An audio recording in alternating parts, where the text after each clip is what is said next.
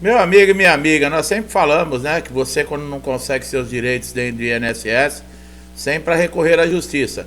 O problema é que também a justiça, ela é um pouco mais demorada, seria muito mais simples, por exemplo, você que precisa aí, urgente, né, de um benefício de incapacidade temporária, que é o mais pedido no INSS, né, todo mundo está sujeito aí, por exemplo, a acontecer um acidente, uma lesão, mas não que seja assim para causar uma deficiência ou então uma lesão permanente, né, que fique impedido.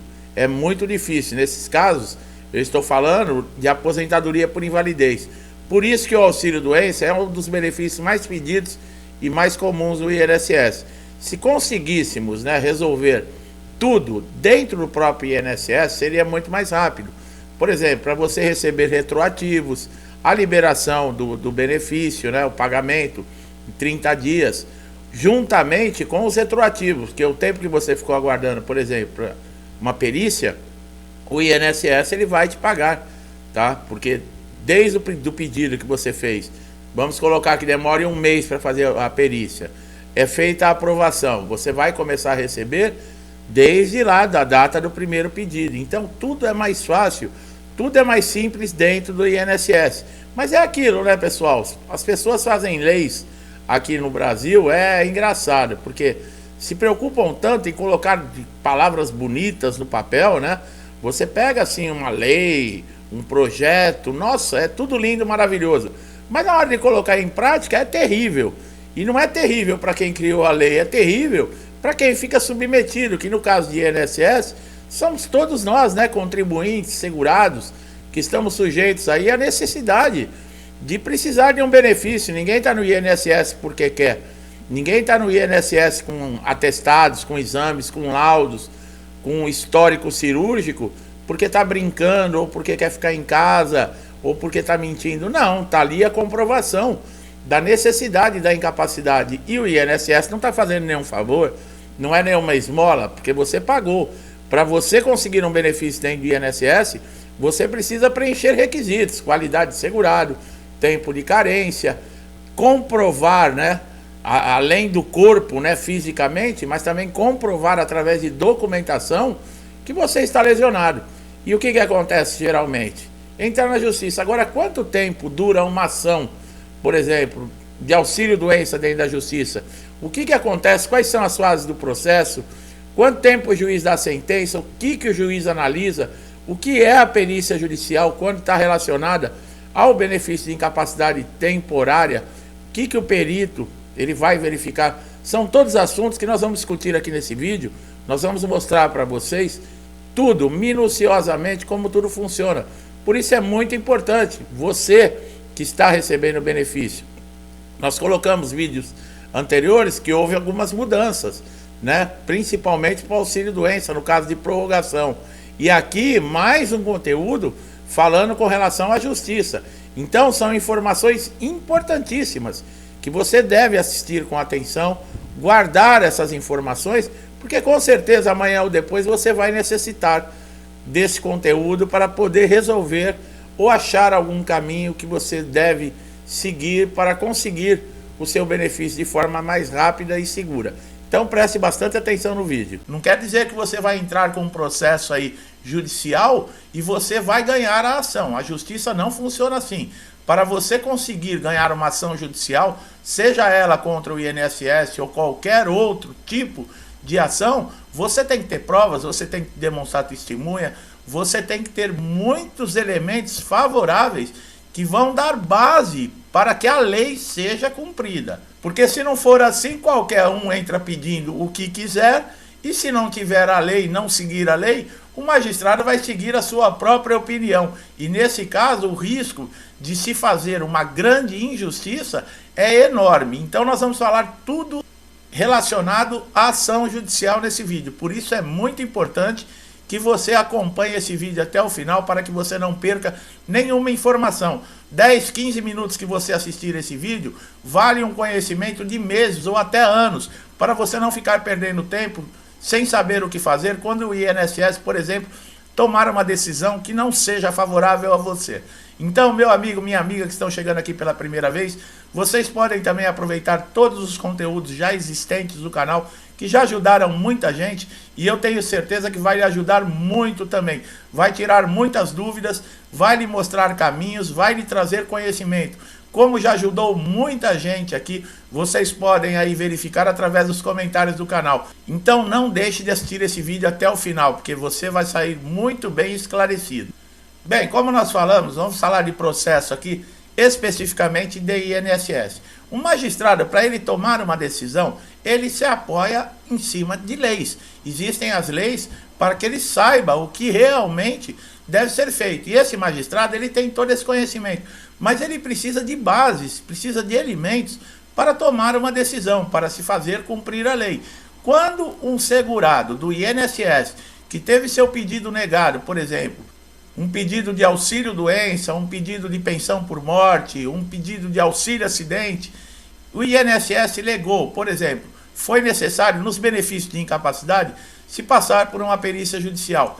Esse benefício foi negado, o perito não constatou nenhuma incapacidade e não respeitou, muitas vezes injustamente, o direito desse segurado. O que acontece? Esse segurado vai e recorre à justiça. Um processo judicial, ele é diferente do INSS, tanto os prazos como os trâmites. Existem elementos que, por exemplo, no INSS podem até passar, na justiça não. Como nós falamos, os elementos que vão fazer com que o magistrado se baseie na lei, quais são? São documentos, testemunhas, principalmente nós vamos falar da documentação atualizada, pessoal. Tanto no INSS como também nas ações judiciais, você apresentar laudos, documentos, laudos de fisioterapia, receituários, demonstrar para esse magistrado que você realmente tem a incapacidade. Isso é demonstrado não com a sua palavra, mas sim com a documentação. Por isso é muito importante estar atualizado, como nós falamos, um laudo médico com no máximo 30, 60 dias, com o seu nome, carimbo do médico, CRM do médico, o CID da doença, tá? No INSS é importante, mas também na ação judicial é muito importante. E uma previsão, por exemplo, de afastamento. A partir do momento que essa ação chega na mão do magistrado, ele vai verificar, é necessário para os benefícios de incapacidade, como nós falamos, de perícias judiciais. Nesse processo, ele já vai ver que o INSS negou, no caso, a perícia, constatou que não existia incapacidade. Ele não vai julgar em cima da decisão do perito. O magistrado, ele tem exposição dentro da justiça, peritos judiciais. Existem peritos judiciais para todos os tipos de processo. Para o INSS, esses peritos judiciais geralmente são especialistas médicos. Por exemplo, no caso de ortopedia, neurologia, que são os pedidos de incapacidade mais solicitados dentro do INSS e também os que têm mais ação judicial, principalmente o de incapacidade temporária, que é o antigo auxílio-doença. Então, o que o magistrado ele vai fazer? Ele vai convocar um perito judicial da sua confiança. E no caso, por exemplo, o problema é ortopédico, esse perito ele vai ser um especialista em ortopedia. O problema é neurológico, vai ser um neurologista, um especializado em neurologia. Como também tem problemas psiquiátricos, existem diversos problemas e o magistrado vai procurar adequar esse perito para que ele seja um especialista nessa área. Agora, a palavra do perito, ela define o processo. Veja bem, o perito ele tem uma responsabilidade muito grande. Inclusive, no caso, por exemplo, do perito não se manifestar com relação ao processo, ele pode perder até a sua credencial de perito judicial. Existem casos de punição dentro da lei para os peritos que não se manifestarem. Então, nesse caso, o perito judicial ele é obrigado a se manifestar. Mas será que ele é favorável ao INSS ou será que ele é favorável aos segurados do INSS? Deve haver uma imparcialidade, pessoal. Ele não pode ser favorável nem do INSS, também nem favorável a você, segurado. O perito está ali para analisar a sua incapacidade, para ver até que ponto você está sem condições de desempenhar a sua função, se ela é realmente temporária ou se é permanente, porque essa decisão é uma das que mais vai pesar quando o juiz pegar lá o processo e ler. A primeira coisa que ele vai ver, bom, o perito do INSS negou o benefício para esse segurado, alegando que não existe uma incapacidade. Mas o meu perito aqui judicial, ele constatou sim a incapacidade. Inclusive se ela é severa, se ela é leve, ou então se ela é uma incapacidade permanente, que pode gerar, por exemplo, uma aposentadoria por invalidez, que é no caso a incapacidade permanente, que também mudou o nome. Em muitos casos, processos aí que entraram, por exemplo, segurado solicitando na justiça auxílio-doença, quando chegou na frente do perito judicial dessa avaliação, esse especialista, no caso que o segurado estava sofrendo, ele verificou e diagnosticou que aquele segurado ele não teria mais condições de exercer nem a sua função, nem outra função. E o processo foi modificado de auxílio-doença, de uma concessão para auxílio-doença, para aposentadoria por invalidez. Muita gente não sabe disso, nós já demos essa informação aqui no canal, e o magistrado, no caso, aceitou a determinação, aceitou esse diagnóstico que esse perito judicial fez e mudou o processo e aposentou esse segurado por invalidez. E esse segurado havia pedido um auxílio-doença. Olha como é que funciona as coisas, pessoal. Muitas vezes a pessoa que é leigo, a pessoa que não tem conhecimento, que nunca teve contato com essa área, nem sabe disso. E você pode procurar aqui na internet, poucos canais falam sobre esse assunto. Nós já falamos em um vídeo aqui, eu não sei quanto tempo atrás, quantos vídeos atrás, mas nós já citamos que existe essa possibilidade. E existe realmente. Agora também existe a possibilidade do perito judicial indeferir, ele também negar, ele falar que você não está incapacitado para o trabalho, que você pode sim retornar para a sua função. E aí, o que acontece? Acabou o processo? O perito falou que não? Como é que funciona tudo isso? Bem, existem casos que o próprio juiz, o próprio magistrado, ele chama esse segurado, por exemplo, para fazer uma entrevista com esse segurado. Muitas vezes nessa entrevista nós já falamos que quando o juiz detecta, por exemplo, que esse segurado ele está passando por um problema que pode colocar em risco até a subsistência da sua família, por ele não ter nenhum outro tipo de renda e estar aguardando a decisão do processo para poder pagar as suas contas, receber o que é direito, pagar as suas contas, sustentar a sua família, muitas vezes o próprio magistrado já concede a tutela antecipada, como nós já falamos em outros vídeos aqui. Não é obrigatório e não é um caso que acontece sempre. Mas você pode colocar a sua situação para o juiz, num caso, numa entrevista que você tiver com ele. Nesse caso do perito judicial, se você contestar, por exemplo, essa decisão que foi indeferida pelo perito judicial, o juiz pode determinar que você faça uma nova perícia com outro perito. Mas aí também entra o que nós sempre falamos, né, pessoal? O corporativismo. Um perito judicial especializado em ortopedia, por exemplo, ele não vai negar a decisão e o diagnóstico de um outro perito judicial especializado em ortopedia. Quer dizer, fica sem saída. Nesse caso, foi indeferido, o juiz pode levar em consideração, porque é a parte mais importante da comprovação que existe o direito de você receber o benefício. É o diagnóstico, sim, da incapacidade. A partir do momento que não é detectado essa incapacidade, fica muito difícil você conseguir uma decisão favorável a você, né? E o magistrado ele vai levar isso em consideração. Encerra-se o processo, você não conseguiu o benefício. O que você deve fazer? Bem, você pode entrar no INSS novamente com um novo pedido para tentar conseguir um novo benefício. Agora, no caso, você que está empregado, você retorna para a sua empresa, porque a partir do momento que essa ação foi indeferida e você perde lá no INSS, o INSS negou, a ação judicial também, ela foi indeferida, você retorna para a sua empresa. Quando você chega na sua empresa, você vai ter que passar novamente por um médico do trabalho. E esse médico do trabalho, ele vai ter conhecimento de tudo que está acontecendo com você. Você retorna ao seu trabalho. Você que está empregado, é claro. O que acontece? Para você conseguir um afastamento e solicitar novamente um pedido de benefício no INSS, você vai ter que pegar novamente um atestado, um afastamento de 15 dias. A partir do 16º dia, você vai entrar no INSS e vai começar tudo de novo, aquela história de passar por perícia, de juntar documentação, de atestar novamente se você está incapacitado ou não. Quer dizer, é uma novela, pessoal. Chega a ser uma novela, mas isso acontece.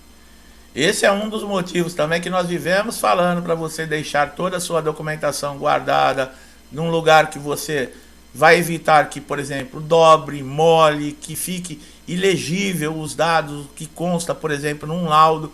É muito importante você guardar essa documentação com responsabilidade, porque dentro de um processo judicial você vai precisar sim. Agora, a decisão judicial sendo favorável a você, você vai ter um período de espera para receber, para começar a receber, por exemplo, os seus atrasados e do INSS. Geralmente se demora entre 60 dias, mais ou menos.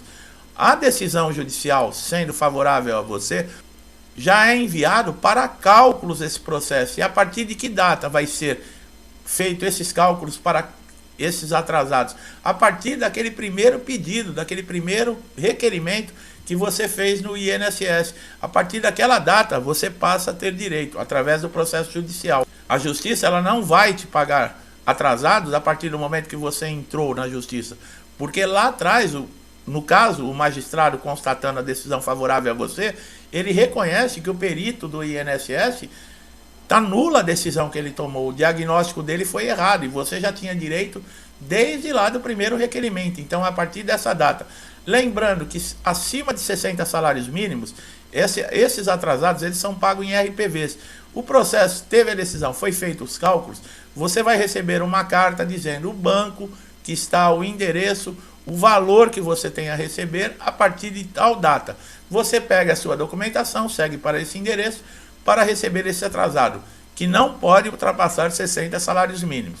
Esses são pagos em requisições de pequenos valores, conhecido como RPVs. Acima de 60 salários mínimos, já passa para precatórios. Esses precatórios dependem de liberação do governo para você receber. Geralmente é feito uma vez por ano.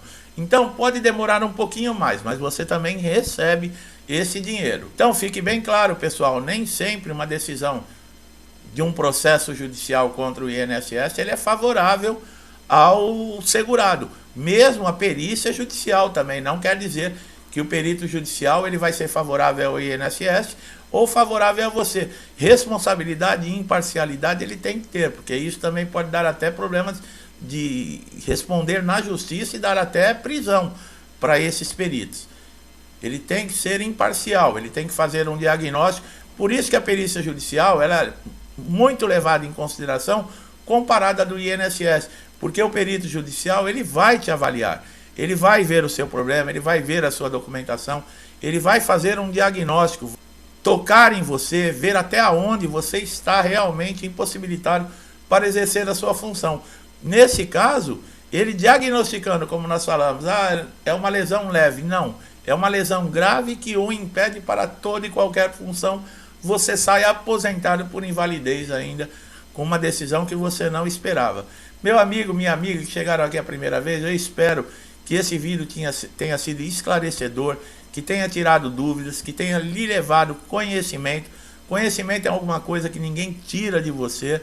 Se você gostou do nosso trabalho, não deixe de dar um like aqui no vídeo, se inscrever no canal, ativar o sininho de notificação para sempre estar recebendo nossos novos conteúdos. Meu amigo, minha amiga que estão sempre aqui comigo, muitos desde lá do início do canal, eu não canso de agradecer, meu muito obrigado, que Deus lhes abençoe, traga paz, harmonia, muita tranquilidade para você e para toda a sua família. Um forte abraço a todos e até os próximos vídeos.